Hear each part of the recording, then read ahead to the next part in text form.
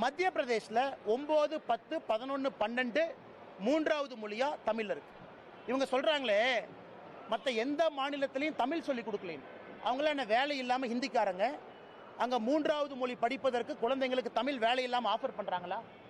இதை parent teacher association பெற்றோர்களும் ஆசிரியர்களும் அந்த கிளஸ்டரில் தீர்மானம் பண்ணி இதை கொண்டு வரோம். நம்பர் 1. செகண்ட், உத்தரப்பிரதேசில் 9வது 10வது மூன்றாவது மொழியா தமிழ் இருக்கு. கர்நாடகாவில் 1ஆம் கிளாஸ்லேருந்து 5ஆம் கிளாஸ் வரைக்கும் மூன்றாவது மொழியாக தமிழ் இருக்கு. மத்திய பிரதேசில் 9, 10, 11, 12 மூன்றாவது மொழியா தமிழ் இருக்கு. இவங்க சொல்றாங்களே மற்ற எந்த மாநிலத்திலையும் தமிழ் சொல்லி கொடுக்கலன்னு.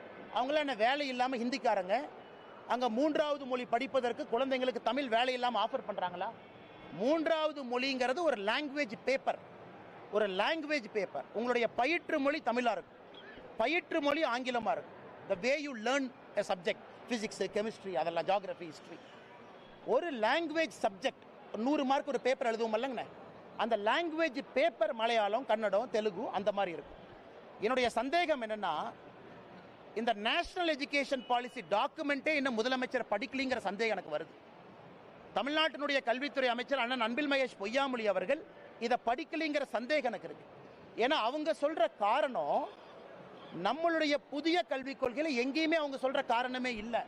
ஆனால் அவங்க புதுசா ஏதாச்சும் ஒரு டாக்குமெண்ட்டை படிச்சாங்களா இல்லை மத்திய அரசுடைய டாக்குமெண்ட்டை படிச்சாங்களான்னு சந்தேகம் எனக்கு இருக்கு.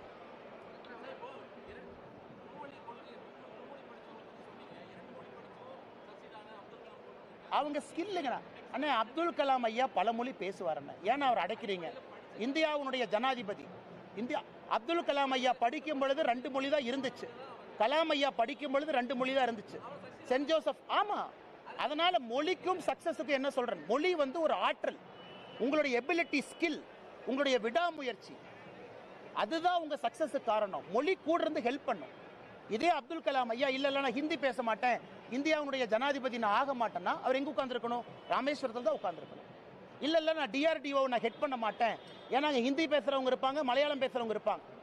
அப்துல் கலாம் ஐயா அவர்கள் 2 மொழியிலே படித்திருந்தாலும் கூட அந்த தகுதியை வளர்த்துக்கிட்டாங்க வேற மொழியில கம்யூனிகேட் பண்ண. நான் 27 வயசுல கன்னடம் படித்தேன், 38 வயசுல ஹிந்தி படிச்சுக்கிட்டு இருக்கேன். எனக்கு எந்த காலகட்டத்தில் எது தேவையோ நான் படிக்கிறேன்.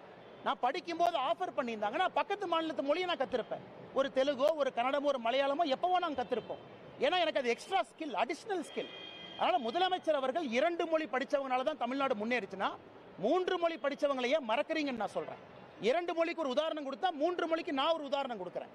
அப்படி இருக்கும் பொழுது வெறும் இருமொழி கொள்கையினால தான் தமிழகம் முன்னேறிச்சு அப்படிங்கிற வாதத்தை நான் ஏற்றுக்கொள்ள மாட்டேங்கிறத என் பாயிண்ட். சொல்லுங்க.